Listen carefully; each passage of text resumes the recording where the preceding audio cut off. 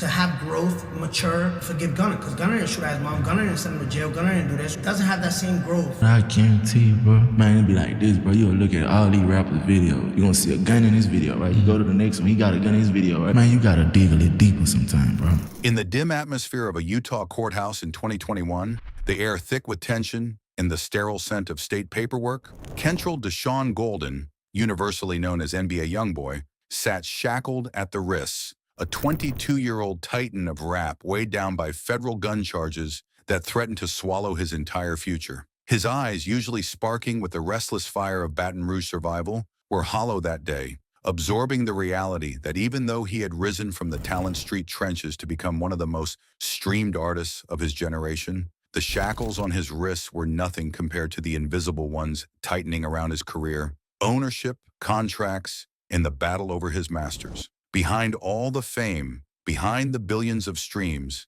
and the rabid cult following that memorized his every lyric, lurked the truth he rarely said out loud. He did not own the blueprint of his legacy. Atlantic Records did. The same Atlantic that signed him as a teenager. The same Atlantic that fed him advances, but locked the vault behind their backs. Fast forward to November 2025, in a bright Miami studio that had been transformed into a chaotic livestream circus, Tekashi 6ix9ine, Daniel Hernandez, the rainbow-haired provocateur whose controversies often overshadowed his music, leaned back in his chair with a grin that blended arrogance with desperation. Surrounded by Aiden Ross, Cuffham, and a rotating cast of internet personalities who thrived on chaos, 6ix9ine dropped a line that detonated across the internet like dynamite. Youngboy don't own shit. Atlantic got his masters locked down tighter than my old 9 tray chains. The room erupted in half shock, half entertainment, but the internet erupted in full fire. Clips sliced from the stream flooded X, Instagram, TikTok. Every comment section became a battleground.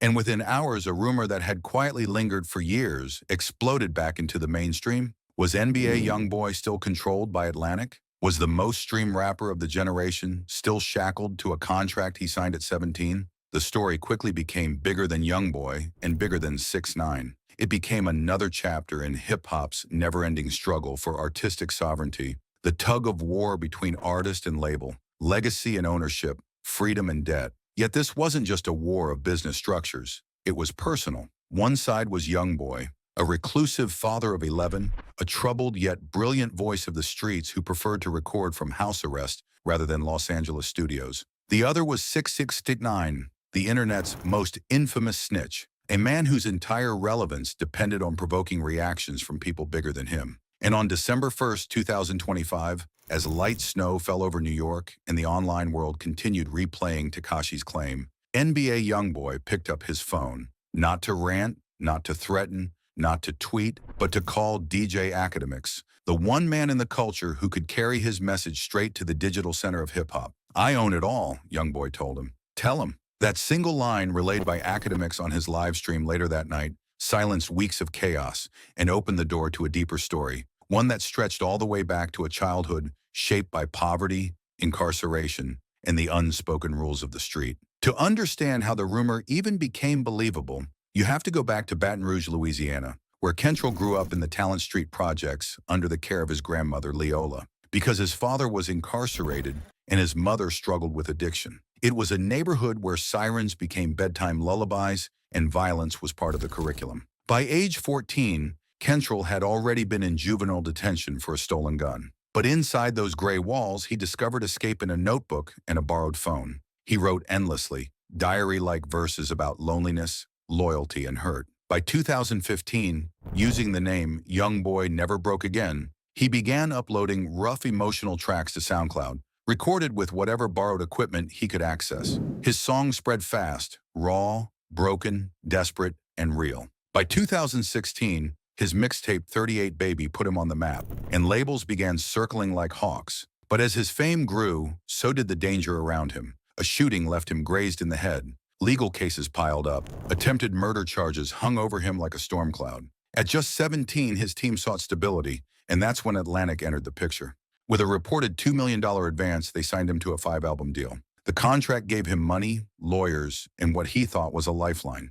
But it also ensured Atlantic held total control of his masters. To a kid still facing trial and trying to feed his family, It seemed like salvation. But as he matured, he realized he had signed away the very thing that would matter most long-term. By 2019, cracks in the relationship surfaced publicly when Youngboy vented online about Atlantic refusing to negotiate ownership. He even proposed giving them 4 albums for free just to get his masters back, and they still said no. Meanwhile, Tekashi 6ix9ine was beginning his own downward spiral. Bursting onto the scene in 2017 with rainbow hair and viral chaos, he weaponized the internet like no rapper before him, but his affiliation with 9 Trey, the subsequent federal case, and his testimony against his own gang members made him one of the most divisive figures in hip-hop history. After prison, every attempt at a comeback, albums, beefs, stunts, fell flatter than the last. He survived online by provoking bigger names: Chief Keef, Meek Mill, Lil Durk.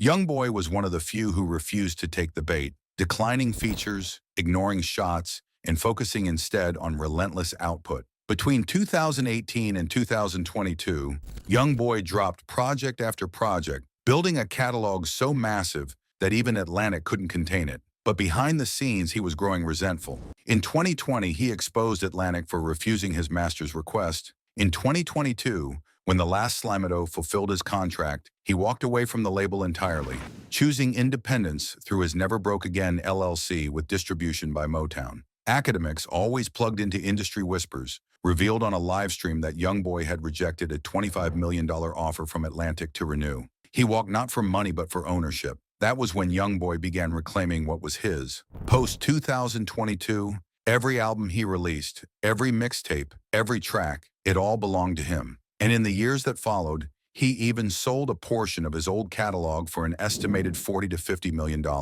securing long-term wealth while still owning everything new. But the internet, flooded with misinformation, never fully processed the shift. So when 6ix9ine took a cheap shot on Adin Ross's stream in November 2025, the rumor was ready to return from the dead. The viral clip spread across social media, sparking debates, lies, memes, and think pieces. Youngboy saw it all from his quiet Utah home, where he was raising his 11 children, attending therapy, and trying to live differently than the angry teenager he once was. Instead of attacking, instead of ranting, he chose clarity. His call to academics on December 1st was calm, direct, and definitive. He explained that he owns 100% of his masters from Real or 2 onward, that Atlantic's attempts to lock him down failed, that he chose independence because no check was worth sacrificing control of his art. Academics relayed it publicly, breaking the rumor's spine. The internet reacted immediately. Memes roasting 6ix9ine, fans celebrating Youngboy's independence.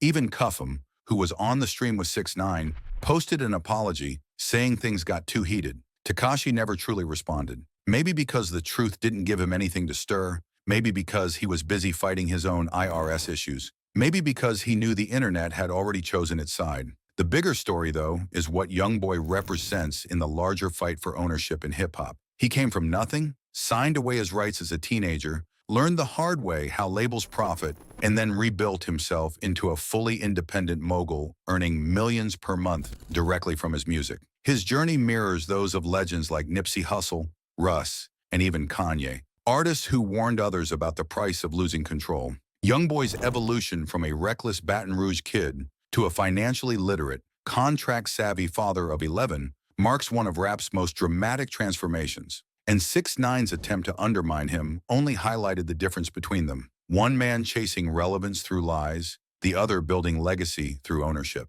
As 2025 fades and Youngboy prepares new music with full control of his vault, the rumor that started on a live stream becomes nothing more than noise in the background, a final desperate attempt from a fading antagonist. In the end, the truth is simple. Youngboy owns his masters, owns his future, and owns his narrative. And in the world of hip-hop, where control is the ultimate currency, that might be the most powerful victory of his entire career.